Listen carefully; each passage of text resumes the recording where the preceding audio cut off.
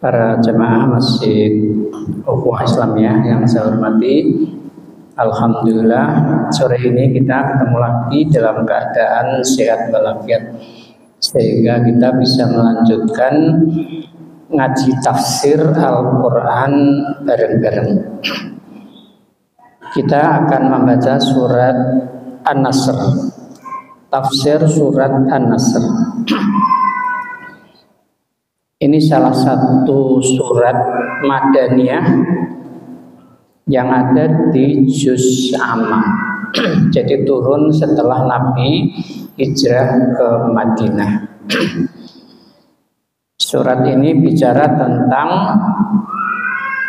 keberhasilan Rasulullah SAW menaklukkan rezim Makkah yang dipimpin oleh Abu Sufyan pada tahun ke-8 Hijrah.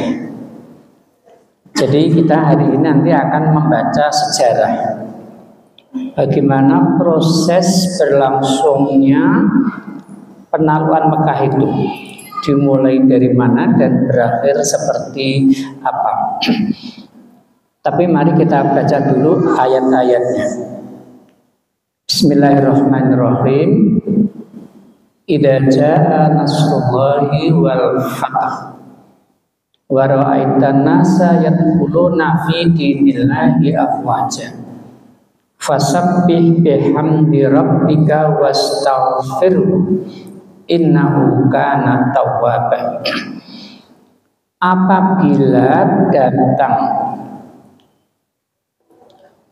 pertolongan dari Allah dan kemenangan,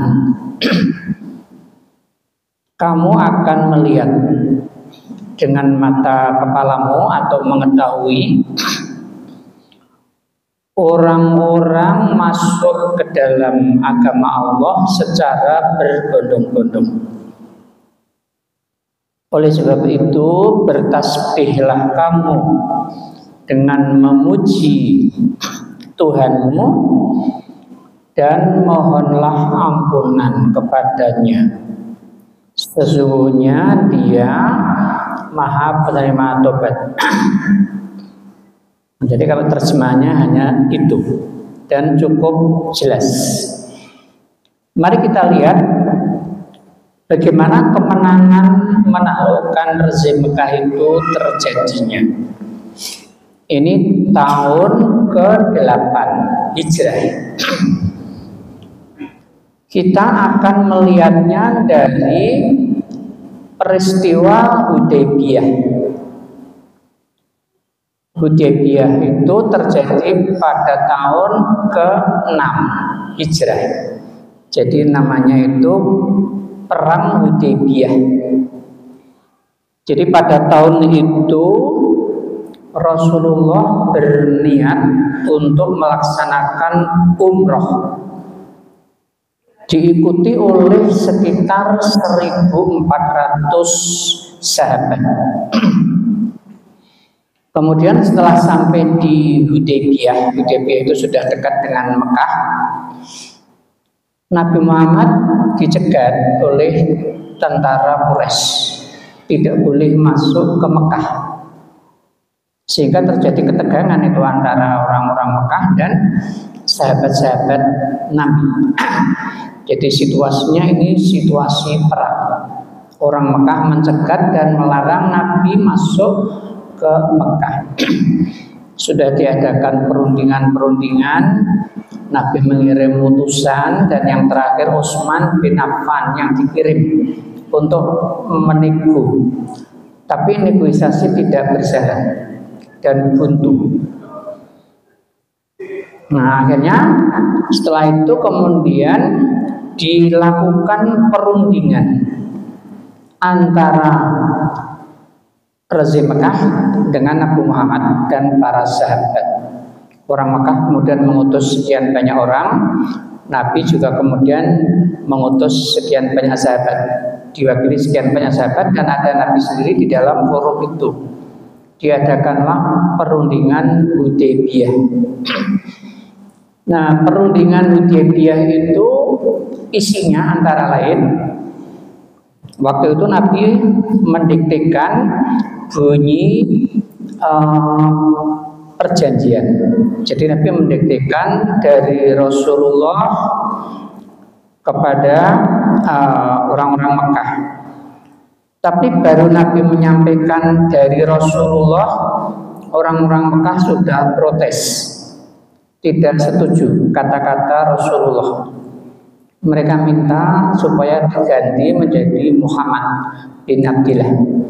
Nah, sehingga bunyi perjanjiannya lalu dari Muhammad bin Abdillah kepada Mekah. Nah, gitu. Kemudian isi perjanjiannya itu antara lain genjatan senjata antara Mekah dan Nabi Muhammad selama 10 tahun. Jadi genjatan-genjatan, karena sebelum ini sudah perang. Kalau kita mencatat perangnya sampai Hudaybiyah ini, pertama perang Badar tahun kedua Hijrah, kedua perang Bani Qainuqa tahun kedua Hijrah, ketiga perang Uhud tahun ketiga Hijrah, 4 perang Bani Nadir, kelima perang Bani Mustalik, keenam perang Khandaq, yang mana pasukan Quraisy itu mengerahkan seluruh kekuatan Mekah, koalisi Mekah, namanya perang Khandaq tahun kelima. Kemudian perang Bani Quraidah juga tahun kelima. Kemudian Hudaybiyah ini tahun ke-6 ini. Nah, gitu. Lalu nanti diikuti perang Khaybar tahun ke-7. Lalu tahun ke-8 itu Fathu Mekah ini. Jadi Fathu Mekah ini terjadi pada tahun ke-8 Hijrah. Nah, jadi sebelum ini sudah ada perang, sekian kali perang antara Mekah dan Nabi Muhammad. Dan orang Mekah itu mengagresi, bukan Nabi Muhammad yang agresi. Orang Mekah mengagresi, melakukan agresi ke Madinah. Tetapi semua agresi ini bisa dipatahkan oleh Nabi, kecuali sekali saja mereka menang, itu di perang Uhud. Nah, jadi isi perjanjian pertama adalah genjatan senjata selama 10 tahun. Yang kedua, kalau ada orang Mekah pergi ke Madinah untuk menyatakan keislamannya kepada Nabi Muhammad, maka Nabi Muhammad harus mengembalikan orang ini ke Mekah. Tapi kalau ada orang Madinah murtad, orang Islam murtad lalu pergi ke Mekah, orang Mekah tidak mengembalikan ke Madinah. Ya, ini juga tidak adil ya, tidak adil. Ya, harusnya kan kalau Mekah ke Madinah dikembalikan, Madinah ke Mekah juga harusnya dikembalikan. Tetapi ketidakadilan ini justru membawa kebaikan. Nanti setelah Nabi Muhammad pulang ke Madinah dari Hudaybiyah ini, lalu banyak rombongan orang-orang Mekah yang datang ke Madinah. Mereka ingin masuk Islam dan dibaiat oleh Nabi masuk Islam, disyahadatkan oleh Nabi masuk Islam. Tapi karena terikat perjanjian ini, Nabi tidak membolehkan mereka tinggal di Madinah. Jadi mereka mesti keluar dari Madinah. Nah, akhirnya orang-orang ini kemudian keluar dari Madinah, tetapi tidak pulang ke Mekah. Mereka kemudian berdomisili di satu lokasi, yang lokasi itu di dekatnya jalur kafilah dagang orang-orang Mekah. Jadi orang Mekah kalau mau dagang ke utara melewati jalur itu. Nah, mereka kemudian berdomisili di situ. Dan jumlahnya makin hari makin banyak orang ini. Jadi berbaiat pada Nabi, disyahadatkan, tidak boleh tinggal di Madinah. Lalu mereka kumpul di sana. Nah, akhirnya mereka ini kemudian kerjanya merampas orang-orang Quraisy yang mau dagang ke Syria, ke utara, ke Palestina lewat jalur itu, dirampas dagangannya itu. Dan para pemiliknya juga dibunuh oleh orang-orang ini. Nah, dan orang Mekah tidak bisa ngatasi karena jauh dari Mekah. Nah, dari Mekah kan itu 9 hari kalau jalan naik kota itu, nah, tidak bisa ngatasi itu. Nah, akhirnya setelah tidak bisa diatasi, orang Mekah sendiri kemudian datang kepada Nabi untuk dibatalkan poin itu. Nah, jadi poin itu dibatalkan. Tapi setelah sekian waktu dan mereka sudah mengalami kerugian yang sangat besar. Nabi tidak salah karena Nabi tidak memerintahkan, itu inisiatif mereka sendiri. Jadi bukan atas perintahnya Rasulullah Shallallahu Alaihi Wasallam. Oke, itu ya. Jadi penjata-penjata 10 tahun, kalau ada orang Mekah ke Madinah harus dikembalikan, tapi kalau orang Madinah ke Mekah tidak dikembalikan. Yang ketiga, sekarang orang-orang Mekah, suku-suku Arab itu bebas berkoalisi.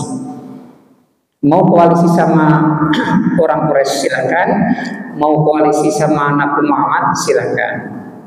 Bebas. Sekarang Nabi Muhammad sudah diakui kekuatannya oleh orang Mekah. Jadi sudah diakui, sudah perundingan dalam satu meja. Nah, dari sini kemudian ada sekian banyak suku Arab yang berkoalisi dengan Nabi. Ada yang berkoalisi dengan Mekah. Salah satu yang berkoalisi dengan Nabi itu namanya suku Khuza'ah. Ini orang musyrik, jadi belum Islam. Suku Mekah, tapi dia berkoalisi dengan Nabi. Yang berkoalisi dengan Mekah, salah satunya namanya Bani Bakr. Nah, Bani Bakr dan Khuza'ah ini sudah lama bermusuhan dan selalu perang antara kedua suku ini. Nah, mereka berkoalisi pada kelompok yang berbeda. Bani Bakr ke Mekah, suku Khuza'ah itu ke Nabi Muhammad. Baik, jadi poinnya banyak ya. Jadi ini 3, saya kira 3 ini yang penting. Nah, setelah itu Nabi Muhammad kemudian pulang ke Madinah karena tidak bisa umroh tadi. Nanti umrohnya dikodok tahun ke-7. Ya, sehingga tahun ke-7 Nabi Muhammad umroh itu sebutannya namanya Umrohul Qodok. Umroh yang kodok, karena yang tahun kemarin tidak bisa datang ke Mekah karena disegat di Hudaybiyah tadi itu.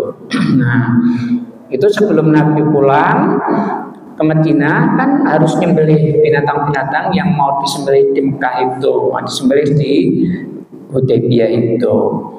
Juga nyukur rambut di Hudaybiyah itu karena tidak bisa masuk ke Mekah. Nah, dalam hal ini ada satu peristiwa yang perlu kita teladani ya. Waktu itu Nabi Muhammad memerintahkan kepada para sahabat untuk nyukur rambut. Diperintahkan secara lisan oleh Nabi.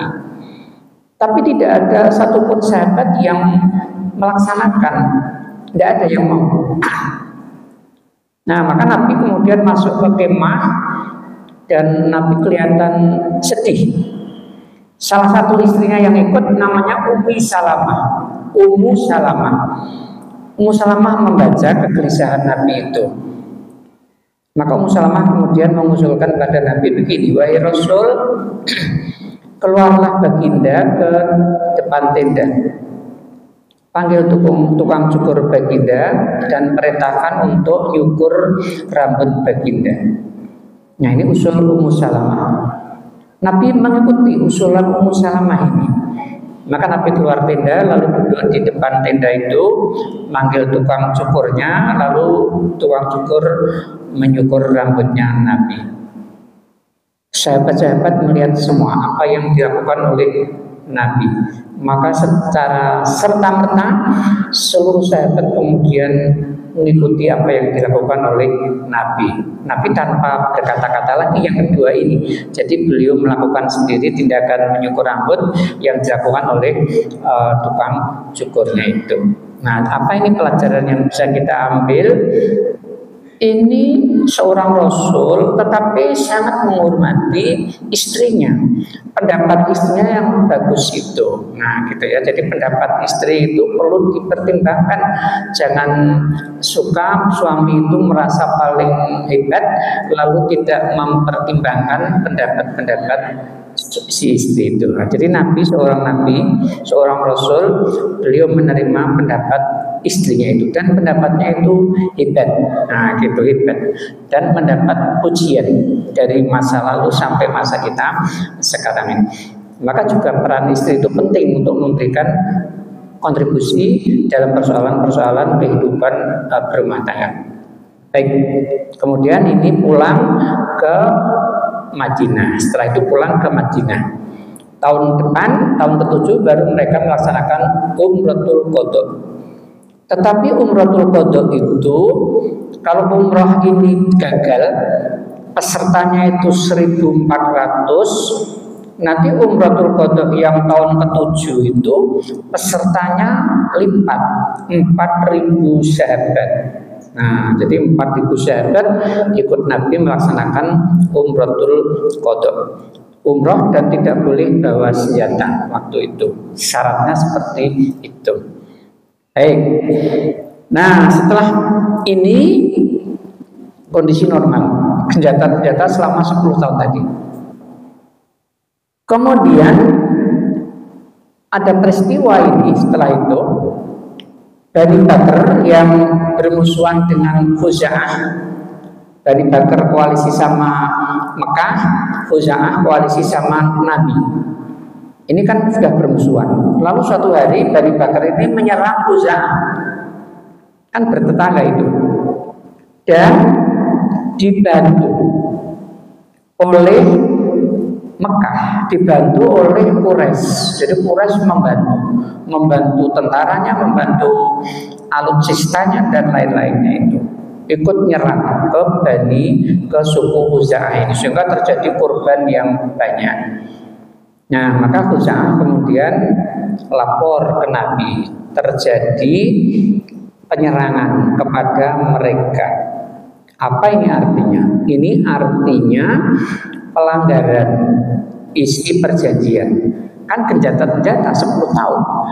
Genjata-genjata tidak boleh perang. Nah, ini kok Quraisy membantu Bani Bakar menyerang Khuza'ah.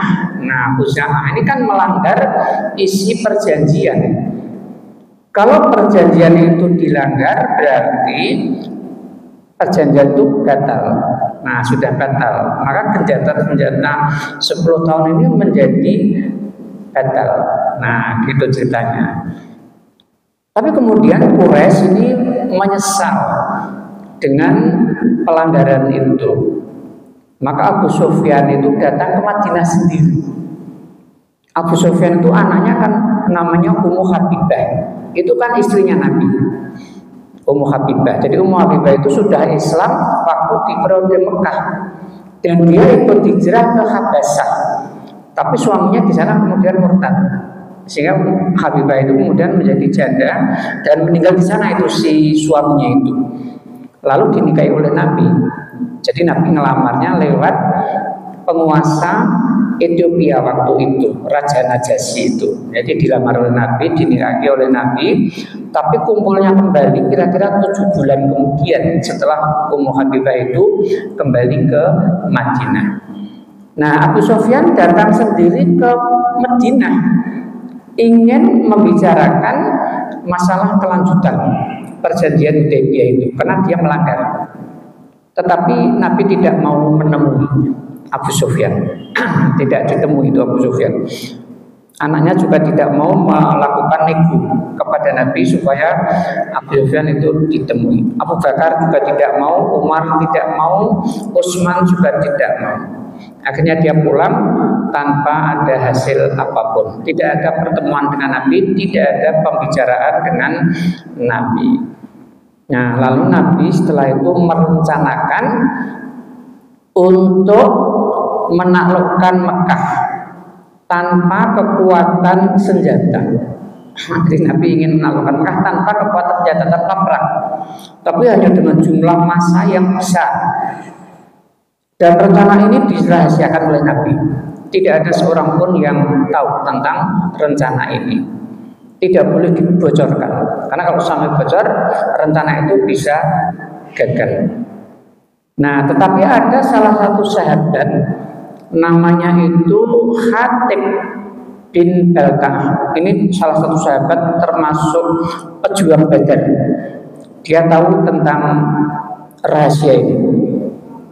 Tapi karena kelemahannya dan dia punya bisnis dengan orang-orang Mekah dan dia juga punya keluarga dengan orang-orang Mekah, punya keluarga di Mekah itu, dia kemudian nulis surat ke Mekah memberitahu Abu Sufyan bahwa Nabi itu akan datang ke Mekah dengan rombongan yang sangat besar.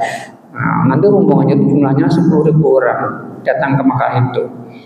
Dia kirim surat, lalu surat itu dibawa oleh seorang kurir. Nah, tapi begitu kurir ini berangkat, Nabi Muhammad diberitahu oleh Jibril bahwa ada pembocoran rahasia, ada usaha pembocoran rahasia. Maka Nabi kemudian mengutus sahabat-sahabat seniornya untuk mengejar kurir ini dan tertangkap. Ini seorang perempuan negro, rambutnya ikal dan suratnya ada di dalam rambut ikal itu. Ketika dia digeledah ditemukan ada di situ. Nah, lalu dia diinterogasi dan mengaku yang memerintahkan adalah Hatib bin Balta'ah itu. Maka Hatib kemudian juga diinterogasi oleh Nabi dan para sahabat itu dan mengakui tentang itu. Tapi dia berkata, "Wahai Rasul, aku melakukan bukan aku murtad, tapi karena aku punya bisnis dengan orang Mekah dan aku ini punya keluarga-keluarga di Mekah. Aku khawatir kalau nanti baginda datang ke Mekah dengan rombongan besar itu, keluargaku akan mengalami masalah." Nah, gitu ceritanya. Maka dia dimaafkan oleh Nabi. Walaupun Umar ingin membunuh sahabat Hatib bin Balta'ah ini. Nah, dari peristiwa ini, peristiwa Hatib ngirim surat ini, maka nanti turun surat Ali Imran 28, juga surat An-Nisa ayat 144 yang melarang kita itu berteman dekat, berteman intim dengan orang kafir. Kan ayatnya begitu, melarang kita berteman dekat. La yattakhidul mu'minunal kafirin auliya.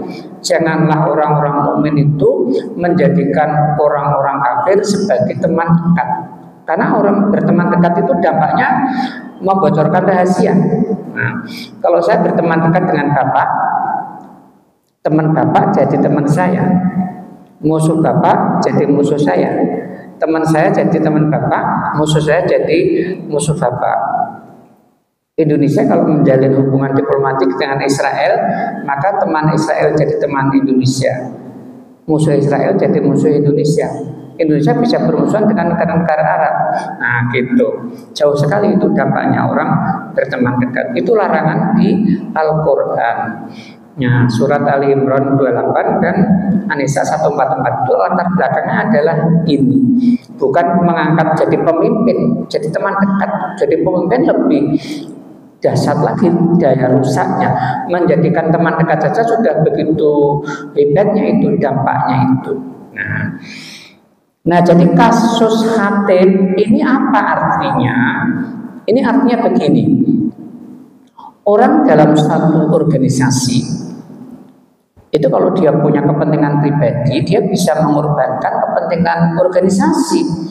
Ini Hatib kan dalam Hizbul Islam, dalam kelompoknya Nabi. Tapi karena dia punya kepentingan, sehingga dia mengorbankan kepentingan Islam itu. Nah, kalau itu sampai bocor betulan, rencana Nabi pasti akan gagal total. Nah, gitu. Ini kelemahan manusia. Sepanjang masa ada orang-orang yang punya kelemahan seperti ini di semua organisasi. Maka orang-orang seperti ini biasanya yang kemudian menjadikan organisasi itu menjadi lemah. Nah, gitu. Atau pecah karena ada kepentingan-kepentingan seperti itu. Nah, gitu. Ada partai yang mau direbutnya, ya kan? Harusnya kayak gini ini karena dia punya kepentingan itu. partai sudah punya pimpinan tapi mau direbut pimpinannya itu oleh yang bersangkutan. Kan ada kasus-kasus beginian. Nah, gitu ya. Jadi makanya hati-hati ya. Dalam organisasi harus menyeleksi orang. Jangan sembarang orang duduk di posisi-posisi yang penting dan strategis. Kecuali memang yang betul-betul punya akhlak yang baik. Nah, itu ya. Jadi itu akhirnya tidak terjadi. Jadi itu dirahasiakan betul oleh Nabi.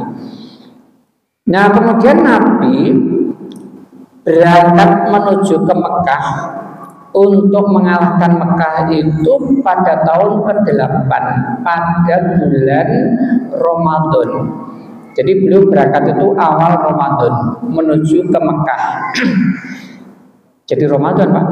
Perang Badar Ramadan, Fatu Mekah juga Ramadan. Berjalan dari Madinah menuju ke Mekah.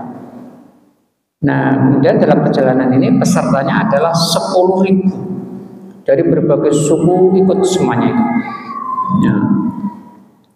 Kemudian sebelum Nabi sampai di Mekah, sampai di satu tempat namanya itu apa sama namanya lupa ya. Kira-kira ini masih 1 hari lagi sampai Mekah. Itu situasinya sangat panas. Dan Nabi sendiri kemudian batalkan puasa. Beliau naik unta, berdiri, minta diantar minum, lalu beliau minum sambil berdiri. Sehingga sahabat-sahabat yang lain juga ikut buka. Itu kira-kira waktu asar. Jadi udah tidak kuat lagi untuk melanjutkan puasa. Nah, setelah itu jalan lagi. Tapi waktu Nabi mau berjalan itu, beliau melihat seorang sahabat terkapar di tanah, sudah dikipasi oleh sahabat-sahabat yang lain. Nabi kemudian bertanya, ada apa dengan orang ini? Para sahabat menjawab, baik Nabi, orang ini walaupun sudah kondisinya seperti ini, sudah sangat berat, tapi dia tidak mau membatalkan puasa, dia mau puasa terus. Nah, maka di situ Nabi bersabda, laisa minal birri asyamu fis safar. Tidak termasuk kebajikan puasa dalam keadaan safar. Nah, kalau kita memperhatikan latar belakang munculnya sabda Nabi ini tegas sekali. Laisa minal birri asyam fis safar. Tidak termasuk kebajikan puasa dalam keadaan safar. Maksudnya untuk orang yang sudah seperti itu. Nah, untuk orang yang sudah seperti itu udah tidak kuat tapi dia tetap nekat mau terus sampai maghrib. Bukan kebajikan. Kalau sudah kayak gitu dia tetap mau melanjutkan puasa. Kita banyak mendapatkan informasi dari orang-orang yang kajiannya kurang mendalam yang menyatakan kalau orang pergi harus batalkan puasa. Dalilnya ini juga laisa minal birri asyam fis safar, tapi dia tidak memahami konteks munculnya hadis ini. Nah, jadi kalau kita kondisi normal, tidak ada masalah, tidak ada masakoh, tidak ada kesulitan, berpuasa atau tidak itu pilihan sebenarnya. Wa antasumu khairul lakum. Kamu puasa lebih baik kalau kamu memang kuat. Tapi kalau nggak kuat lebih baik kamu itu batalkan puasa. Orang ke Jakarta sekarang naik pesawat AC. Setelah turun pesawat naik taksi juga AC, nggak ada keberatan sama sekali. Waktunya juga hanya sebentar sampai di tempat tujuan. Nah, seperti kita belum pergi saja itu. Ya begitu-begitu tidak harus batalkan puasa. Jadi mau batalkan atau tidak itu tergantung. Nah, tergantung kondisi tadi itu. Nah, gitu ya. Jadi kita dari membaca Fathu Mekah ini banyak sekali pelajarannya yang bisa kita ambil. Baik, Nabi terus berjalan sampai akhirnya setelah dekat Mekah, Nabi kemudian bikin kemah. Nah, bikin kemah. Nah, orang bikin kemah itu kan api unggunnya besar kan, jumlahnya kan 10.000 orang itu. Maka Abu Sufyan sebagai pemimpin Mekah terkejut melihat kemah-kemah yang begitu banyak dan api unggun yang begitu besar. Maka dia kemudian keluar dari Mekah mencari tahu ada apa. Nah, gitu. Dia sendiri yang keluar. Nah, ketika dia keluar itu dia kemudian ditangkap oleh sahabat Nabi dan pamannya sendiri namanya Al-Abbas. Al-Abbas. Nah, Al-Abbas menangkap Abu Sufyan. Abu Sufyan lalu dihadapkan pada Nabi. Wahai Nabi, ini Abu Sufyan. Aku tangkap. Aku serahkan padamu. Nabi kemudian memberi dua pilihan kepada Abu Sufyan. Ya Abu Sufyan, kamu ingin hidup apa ingin mati? Kan perang situasinya. Ini kan perang. Senjata kan dilanggar. Kamu ingin hidup apa ingin mati? Dia tanya, kalau ingin hidup apa? Nah, kalau kamu ingin hidup, bacalah dua kalimat syahadat. Asyhadu an la ilaha illallah wa asyhadu anna Muhammadar Rasulullah. Kalau kamu ingin mati, ya tetap kamu dalam kekafiran, maka kamu akan dieksekusi oleh sahabat-sahabatku. Nah, dia kemudian milih yang pertama, milih bersyahadat. Nah, jadi Abu Sufyan kemudian Islam di saat itu. Nah, Islam dalam kondisi terpaksa. Lalu Al-Abbas berkata pada Nabi, wahai Nabi, ini orang, Al-Abbas berkata, ini orang ini sangat gila kehormatan, kasih saja dia kehormatan. Nah, maka Nabi kemudian bersabda, ya Abu Sufyan, kamu setelah ini akan aku lepas kembali ke rumahmu. Kamu kembali ke rumahmu, sampaikan pada orang-orang Mekah, siapa yang tinggal di rumahnya ketika aku masuk Mekah aman. Siapa yang masuk Masjidil Haram aman. Siapa yang masuk rumahmu tidak melawan aman. Nah, Abu Sufyan oke. Maka dia kemudian dilepas oleh Nabi. Maka dia pergi ke Mekah lalu mengumumkan itu kepada masyarakat Mekah. Hei ahli Mekah, siapa yang masuk rumahku aman, siapa yang masuk Masjidil Haram aman, siapa yang tetap tinggal di rumahnya masing-masing aman. Ini Muhammad akan segera masuk ke kota Mekah. Kamu jangan melawan. Nah, makanya begitu Nabi datang ke Mekah, masuk Mekah itu tidak ada perlawanan, kecuali hanya satu kelompok dari arah selatan yang melakukan perlawanan. Dan itu ditangani oleh Khalid bin Walid. Khalid bin Walid yang dulu musuhnya Nabi waktu perang Uhud, dia mengalahkan Rasulullah Shallallahu Alaihi Wasallam. Nah, jadi masuk Mekah dalam keadaan aman, tidak ada perang, tidak ada orang yang dibunuh kecuali yang melawan itu saja. Nah, orang Mekah dalam ketakutan karena kalah tanpa perlawanan. Maka dalam suatu ketakutan itu Rasulullah kemudian mengumpulkan orang-orang Mekah, dikumpulkan di Mekah. Lalu Nabi berpidato di hadapan mereka. Isi pidato Nabi itu antara lain, pertama yang disampaikan adalah antumut tulaqo. Kamu semua adalah orang bebas. Tidak ada seorang pun di antara kamu yang akan dijadikan sebagai tawanan, jadi budak, tidak ada. Kamu semua adalah orang bebas. Yang kedua, tidak ada harta bendamu yang akan kami rampas. Semua harta bendamu adalah milikmu. Kami tidak akan mengambil sedikit pun harta benda milikmu. Nah, gitu. Coba, luar biasa kan? Jadi ini hukum perang, Pak. Hukum perang itu orang yang kalah perang jadi tawanan perang, jadi budak, bisa diperjualbelikan. Harta benda yang dimiliki oleh musuh yang kalah itu jadi ghanimah, jadi rampasan perang. Dua-duanya tidak dilakukan oleh Rasul. Nah, Rasul kemudian melakukan namanya rekonsiliasi nasional, perdamaian antara Mekah dan Madinah, perdamaian antara Nabi Muhammad dan orang-orang Mekah, perdamaian abadi. Nah, karena setelah itu nanti orang-orang Mekah kemudian berbondong-bondong masuk Islam tadi itu, menyatakan keislamannya itu. Nah, gitu. Dulu bermusuhan karena akidahnya beda. Yang satu tauhid, yang satu syirik. Yang satu tauhid, yang satu paganisme. Dan yang nyerang yang paganisme ini tadi. Nah, Nabi kan hanya mempertahankan diri saja, tidak mengagresi itu. Nah, jadi itu yang terjadi. Jadi Nabi sebagai seorang pemimpin yang agung melakukan tindakan yang sangat agung. Tidak ada pemimpin dunia yang pernah berbuat seperti yang dilakukan oleh Rasulullah SAW ini tadi.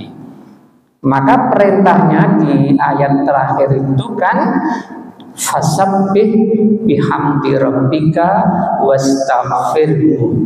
Bertasbihlah kamu dengan memuji kepada Tuhanmu itu. Karena kemenangan ini adalah anugerah dari Allah Subhanahu wa taala. Ini adalah bantuan dari Allah Subhanahu wa taala. Yang kedua, Nabi diminta untuk beristighfar kepada Allah Subhanahu wa taala. Lah di sini ada pertanyaan, apa salahnya Nabi kok diminta untuk beristighfar? Kita di dalam Al-Quran menemukan ayat yang lain yang memerintahkan pada Nabi untuk beristighfar. Pertama di surat Muhammad ayat 19. Wastaghfir lidzambika walil mu'minin wal mu'minat. Beristighfarlah kamu atas dosamu dan juga istighfarlah untuk orang-orang mukmin laki-laki dan orang-orang mukmin perempuan. Lalu yang kedua, kita ketemu di surat An-Nisa ayat 106. Wastaghfirillah, innallaha kana ghafurur rahim. Beristighfarlah kamu kepada Allah, sesungguhnya Allah Maha Pengampun dan Maha Penyayang. Lalu yang ketiga di surat An-Nasr ini, fasabbih bihamdi rabbika wastaghfirhu itu. Ini belum saya? Belum. Baik. Ini kalau kita baca kitab-kitab tafsir begini penjelasannya. Kenapa Nabi kok diminta untuk beristighfar? Padahal apa salahnya Nabi? Kan tidak ada salahnya Nabi itu. Manusia paling agung, manusia yang paling mulia, tidak pernah melakukan kesalahan dan tingkat ketaatannya pada Allah itu luar biasa tingginya itu. Kok diminta untuk beristighfar? Nah, karena yang namanya dosa itu ada 3 level. Sekedar punya pikiran buruk. Nah, ini untuk level Nabi sudah dosa. Banyak berpikiran buruk, suudzon pada Allah itu sudah dosa itu untuk Nabi itu. Yang kedua, ada pikiran buruk, ada kehendak melakukan dosa, dan ada pendorong. Faktor pendorong. Nah, ini level di bawahnya Nabi. Seperti sahabat-sahabat itu, para wali itu. Ada kerentek melakukan dosa, ada dorongan melakukan. Ini untuk para wali, sudah dianggap dosa. Lalu untuk orang awam itu ada kerentek melakukan dosa, ada dorongan, lalu melakukan. Kepengen nyuri, ada kerentek. Lalu ada faktor pendorong. Nah, penghuni rumahnya lagi pada pergi, oke. Lalu rumahnya dibobol. Nah, itu dosa untuk orang awam. Jadi ada 3 level dosa. Nah, jadi untuk Nabi sekedar ada kerentek keburukan, terlintas keburukan itu sudah dianggap sebagai satu dosa. Nah, maka kita melihat penjelasan para ulama tafsir itu antara lain begini. Orang itu semakin tinggi derajatnya di sisi Allah, semakin besar tanggung jawabnya. Semakin tinggi kedudukannya di sisi Allah, semakin besar tanggung jawabnya. Maka ada Pameo mengatakan begini, hasanatul abrar sayyatul muqarrabin. Sesuatu yang dinilai baik untuk orang yang abrar, orang yang dekat pada Allah, orang yang taat pada Allah, masih buruk bagi orang yang sangat dekat kepada Allah. Logikanya begini, sesuatu yang baik untuk anak SD belum baik untuk anak SMP. Tulisan yang baik untuk mahasiswa belum baik untuk dosen. Tulisan yang baik untuk mahasiswa belum baik untuk profesor. Nah, makin tinggi itu standarnya makin tinggi lagi. Nah, gitu. Kalau murid terlambat itu wajar, tapi kalau guru terlambat nggak boleh. Guru harus tepat waktu. Nah, gitu. Kalau jamaah terlambat wajar, tapi kalau mubalik terlambat nggak wajar. Mubalik harus datang lebih awal dibanding jamaahnya. Nah, imam terlambat, oh tidak bisa, harus di depan. Jamaah terlambat tidak apa-apa. Nah, gitu. Jadi standar itu beda-beda. Makin tinggi kedudukan orang, standarnya makin tinggi. Nah, gitu. Mau balik pakaiannya nggak boleh sembrono, harus rapi, nah harus bagus supaya kesannya juga bagus. Tapi kalau jamaah pakaiannya semrawut masih nggak apa-apa, yang penting nutup aurat. Nah gitu. Kalau makmum mau masih boleh, imam tidak diperbolehkan untuk seperti itu. Nah gitu ya maksudnya. Itu ya. Jadi maka di sini lalu muncul 3 tingkatan dosa tadi itu. Makin dekat kepada Allah itu standarnya makin tinggi. Nah, dosa untuk Nabi sekedar terpetik keburukan itu sudah satu dosa. Dalam konteks Nabi ke Mekah mengalahkan Mekah ini boleh jadi begini, boleh jadi. Nah, udah habis. Teknik saya sampaikan yang akan datang. Ya, jadi saya sampaikan yang akan datang sebelum kita masuk ke tafsir surat berikutnya. Karena ini penting untuk kita pedoman ya. Nah, jadi membaca tafsir surat An-Nasr ini kita membaca sejarah dan membaca beberapa peristiwa yang berkaitan dengan peristiwa itu tadi. Assalamualaikum warahmatullahi wabarakatuh.